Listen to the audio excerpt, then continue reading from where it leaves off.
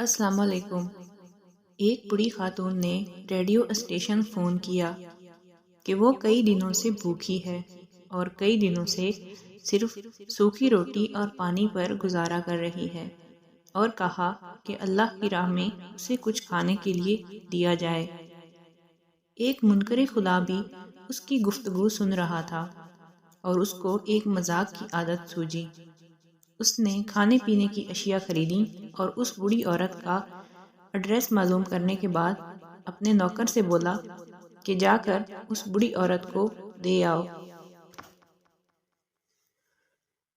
اور جب وہ پوچھے کہ کس نے بھیجا ہے تو بتانا یہ شیطان کی طرف سے تحفہ ہے۔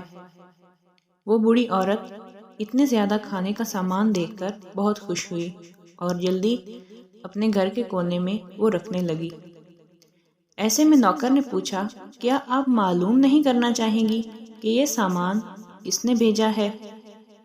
یہ سن کر وہ بولی، مجھے اس کی کوئی پرواہ نہیں کہ کس نے بھیجا ہے، مگر اتنا معلوم ہے کہ جب میرے خدا کا حکم آتا ہے تو شیطان بھی حکم کی تعمیل کرتا ہے۔ مزید اچھی ویڈیوز کے لیے ہمارے چینل کو سبسکرائب کریں۔